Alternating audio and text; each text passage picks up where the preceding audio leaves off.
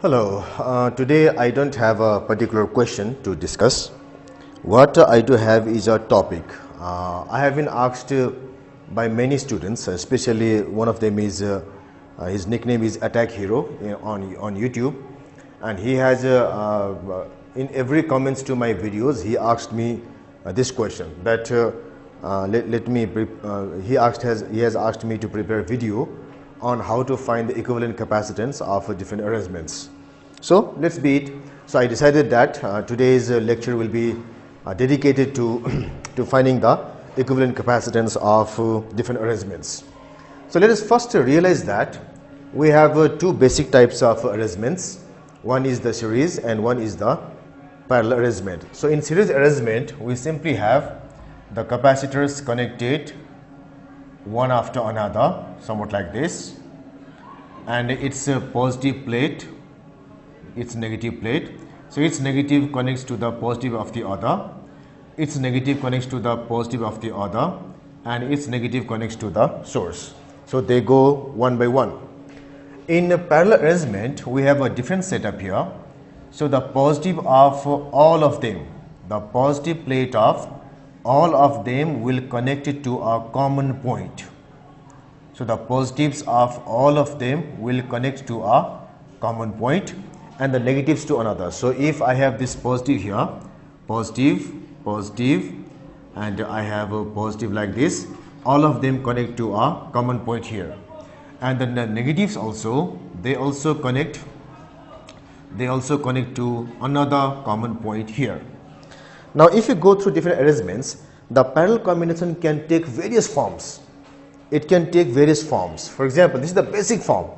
The most basic form is this, and now some other forms also will be parallel. For example, if I have this setup here, so if I have this setup, this is our series arrangement. But if I do some manipulation here, if I connect a wire like this, and if I connect another wire like this, now this becomes parallel arrangement. So how does it become parallel? So we can discuss here. So for that, let me say this is capacitance 1, 2, 3. So let us say their plates are, this is plate 1, this is plate 2, this is plate 3, this is plate 4, plate 5 and plate 6. So let me say this point is, let us say P, this point is Q, this point is R, and this point is S. So if I now redraw this, I have to change this form into this form. So let's draw it here. Let us come from the left side. I have this point P with me.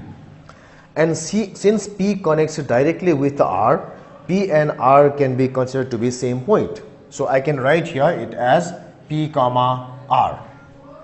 Okay, from P, I go to the plate 1 of this capacitor. So it will be from P, I go to plate 1 of this capacitor. And again from P or R, I go to plate 4 and plate 5 of the two capacitors. So one of them goes to plate 4 and one of them goes to plate 5 of another capacitor. Now let us go for this. So this is nearby this 2. So from here I go to plate 2, and from plate 2 I go to Q or the common point S. So Q and S can be considered to be same point. So that's why from 2 I go to Q or S. I can write it as, I write like this.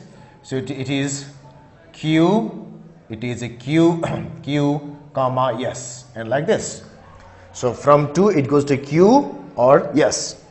Now here 4. So from 4 it goes to 3. So here we have plate 3 nearby this plate 4, and from 3 it goes to Q or S.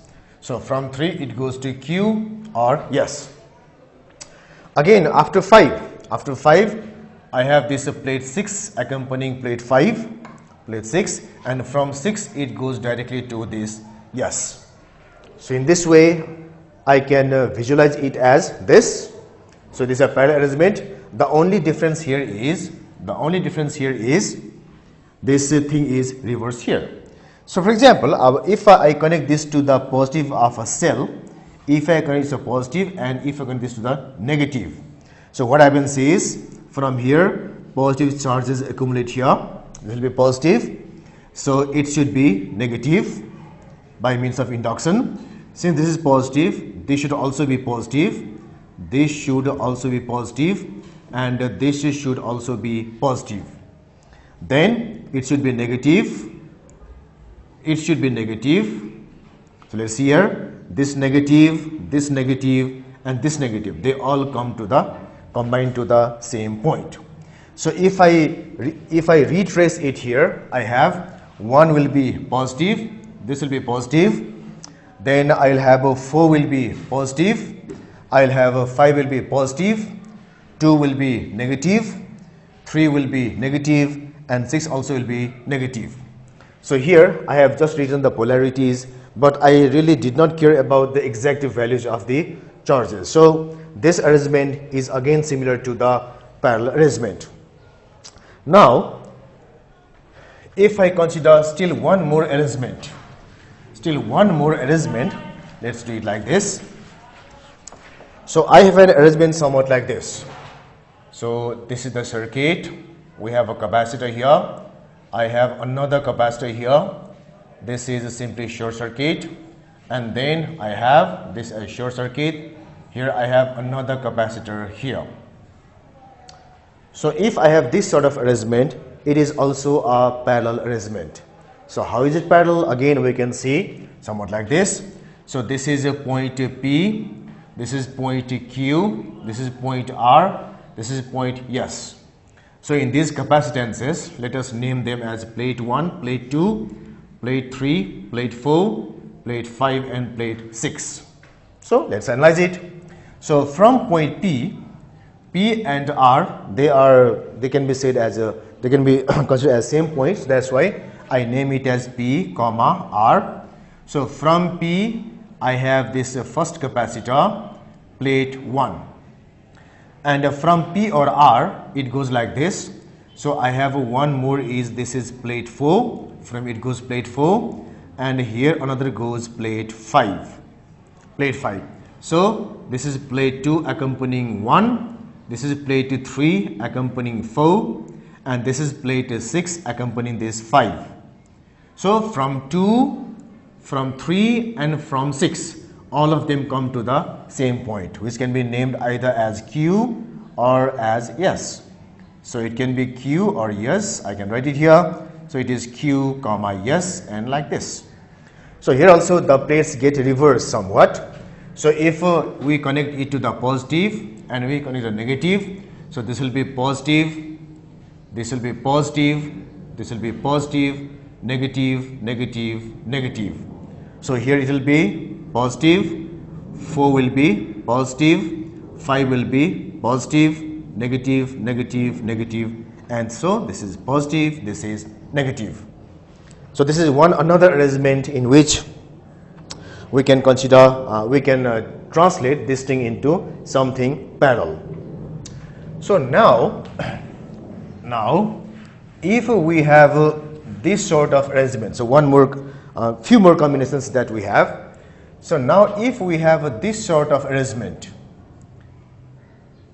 so this is the capacitor, this is another capacitor, then I have another capacitor like this, and here it is simply short circuit, So this is two capacitors here, one more, and this is short circuit.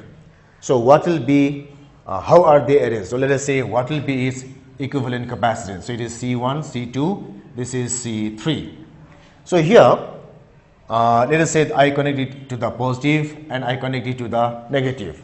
So since this is negative, this also becomes equally negative, and this also becomes equally negative. So that means in this capacitor there cannot be any potential difference. So this capacitor is useless. So that's why the arrangement is simply will be like this. This is positive, positive, positive, negative, negative, negative, negative, and we have simply two capacitors in parallel. So the total capacitor C1 plus C2. C1 plus C2. Now let me consider another of this thing.